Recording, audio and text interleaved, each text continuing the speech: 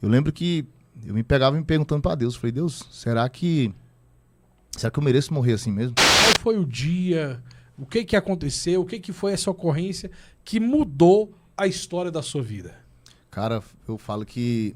Todo dia eu falo que eu tenho um propósito. Deus tem um propósito gigantesco na minha vida. E todos os dias eu busco pra Ele, eu pergunto pra Ele qual que é esse propósito. Porque se conhecer de verdade, conhecer de perto o que é o Vale da Sombra da Morte e tá vivo hoje, não tem explicação. Não tem explicação. Deus tem um propósito na minha vida gigantesco. Eu não duvido, Então, não. eu lembro que era na quinta-feira, eu saí daqui eu pegava 3 ônibus, sabe, pra ir pra lá. Eu pegava um ônibus daqui de Águas Lindas pra eu ir pra Taguatinga. Taguatinga eu pegava um metrô pra ir pra rodoviária interestadual. De lá eu pegava outro ônibus pra ir pra Poça. Então, era uma... Viagem mesmo, hein? Não, Literalmente. uma viagem. E sei que nesse momento eu pedia pra Deus todos os dias. Eu falei, Deus... Porque antes, quando eu orava pra concurso, pra me passar num concurso, cara, todo dia eu pedia, eu via meus colegas passando em concurso, e eu ficava murmurando com Deus. Eu ficava, Deus, por que eu não passo? Por que o meu colega tá passando? Por que não acontece isso comigo? E eu vi que eu tava pedindo errado pra Deus. Eu tava colocando os meus planos na frente dos planos de Deus. Meu Deus. Foi a partir do momento que eu consegui, que eu comecei a raciocinar e falar, Deus, de verdade, eu quero muito passar num concurso, mas que seja feita a tua vontade. Foi assim que ele conseguiu e permitiu que eu passasse em um concurso. Que Mesmo maravilha. assim, foi assim que como eu pedia todos os dias para me voltar para casa. O seu relacionamento com Deus é de uma realidade muito grande, né? Não, muito Você grande. tem um relacionamento íntimo com Deus. Não, todos os dias. Não tem como. Hoje eu não peço nada. Quando eu amanheço, é só gratidão, de verdade, por estar vivo. Que não maravilha. peço nada. Deus, eu quero isso, eu quero ficar rico, nada. Rapaz. Eu só agradeço a Deus. Só minhas orações é só de gratidão. E isso não foi só depois do episódio, não. Antes você já teve essa visão de vida com ele. Antes, e como eu te falei, todos os dias eu pedi. Eu falei, Deus, eu quero muito ir embora para casa. Minha família, eu tô longe, meu menino, meu filho tá crescendo. Dá aquele seu jeitinho aí, como você deu lá quando eu tava estudando para passar no concurso. Eu quero ir embora para casa. Tá difícil, tá? É uma viagem mesmo. Tava perdendo a maior fase, a melhor fase do meu filho, que é o crescimento dele. Então, e todos os dias eu pedi, Deus me dava a resposta. E eu já começava querendo ficar chateado, mas às vezes nós não sabemos, de verdade. Mas até o silêncio de Deus é uma resposta para nós. Meu Deus. Até o silêncio dele é uma resposta para nós. Hein? E eu pedia todos os dias, pedia. Certo dia, numa quinta, igual eu te falei, me despedi do meu filho, me despedi da minha esposa. E falei, não, vou só tirar o serviço lá e volto. Semana que vem o papai tá aqui de volta para brincar com você. E na sexta-feira nós entramos de serviço. Um dia normal, um dia tranquilo, atendemos umas ocorrências normal, tranquilo. Voltamos para a base, fizemos treinamento. E por volta das 19 horas da noite, a gente ia ter uma operação e a gente ia se reunir no Rosário, que é na Bahia já. Sim, no posto Rosário ali. Isso, no posto Rosário. A gente ia reunir as equipes lá. E nesse meio, eu lembro que nesse intervalo de Posse até Rosário, que é cerca de 20 a 30 quilômetros, uma colega minha me ligou e falou, Rafael, eu meio que dormi aqui, fechei os olhos e eu tive uma visão aqui. Eu falei, o que foi? Eu vi uma imagem, eu fechei os olhos e quando eu abri, eu vi uma imagem de um homem vestido de preto, deitado no chão, chorando. Nossa. Foi que eu me arrepiei todo, eu falei, o que é isso, cara? Mas aí, sei que nós continuamos, eu falei, não, beleza, então, tranquilo. Aí eu sei que eu falei pros meninos, a gente fez nossa oração individual, cada um fez a sua oração individual e continuamos. E fomos lá pra operação e depois foi designado para onde que a gente iria e continuamos o patrulhamento. E por volta das 11h30 da noite, nós estávamos patrulhando na cidade de Posse. A nossa equipe era o Tenente Coronel Borba, o Cabo Lucas, o Cabo Charlie e o Sargento Gomes. E nós fomos acionados por um segurança de uma boate. E esse segurança ele falou para nós que tinha um cidadão bagunçando lá com a faca, atrapalhando, intimidando o pessoal com essa faca. Chafurdando a festa mesmo. Chafurdando, tocando o terror lá dentro da festa. E a gente desceu e foi ver a veracidade desse fato, ver se era verdade mesmo. Foi quando descemos e fizemos o adentramento. E o local tava meio de... Era uma boate ali. Era uma boate. O local tava com poucas luzes, tava só com aqueles estrobos, tava com pouca iluminação. Mas a gente conseguiu avistar. Tinha pouca gente dentro do local também, nesse ambiente. O pessoal tava com medo, saiu, tinha um cara no teclado e umas 2 pessoas lá aleatórias. Foi quando a gente avistou esse indivíduo com a faca.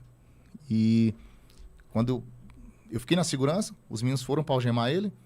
Foi quando deram ordem lá, mão na cabeça, essas coisas. Ele largou a faca e algemaram ele. E eu tava na segurança dos meninos. Foi quando eu olhei e de repente eu tava nesse de olhar para o lado, olhar para o outro, olhava para a equipe, olhava fazendo nossa segurança.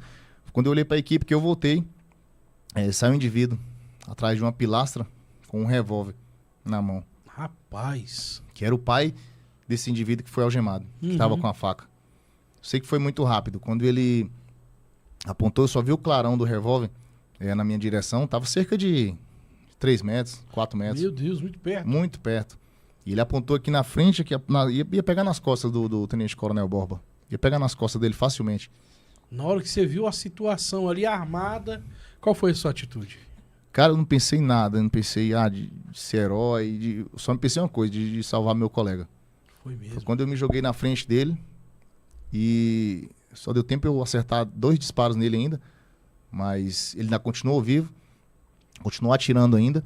Foi meus colegas, o Tenente Coronel Borba estava armado de fuzil e os meus colegas estavam de pistola. Foi que aquela intensa troca de tiro conseguiram alvejar ele. Rapaz, tudo dentro da boate. Tudo dentro da boate. O Tenente Coronel Borba tem até no livro. Ele conseguiu dar um tiro cirúrgico, cara. Um tiro que ele... Como tinha as pessoas lá...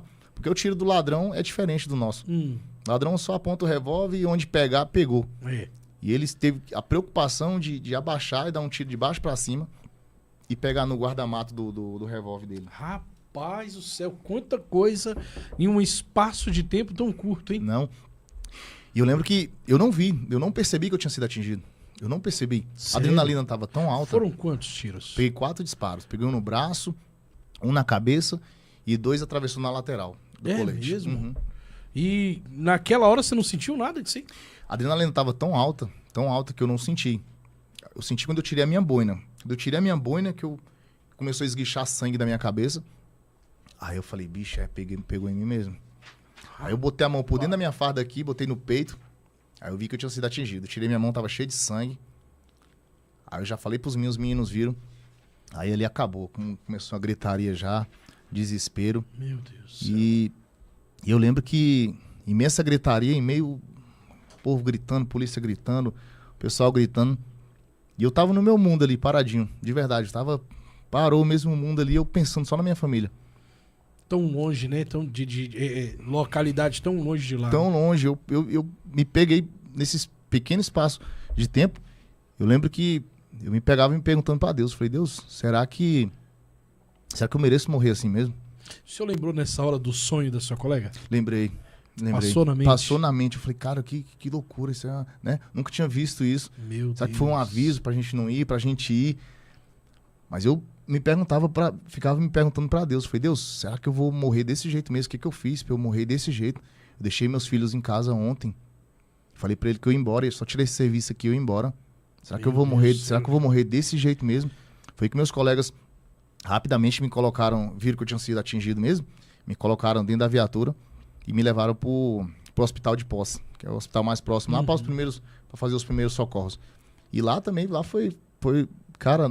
Correria, hein? Correria. Quando eu cheguei lá, quando eu saí da viatura, eu já saí caindo, já caí no chão lá, eu já tava sem força já. Mas em momento nenhum eu desmaiei. Eu tava consciente o tempo todo. Quando colocaram você na viatura, no caminho, você estava consciente? Consciente o tempo todo. Conversando o tempo todo. Tanto é que no meio do caminho desse intervalo, eu peguei meu celular, ainda tava no meu bolso, e eu liguei pra minha esposa. E minha esposa tinha trabalhado o dia todo, e ela não atendeu de primeira. Eu liguei na minha sogra.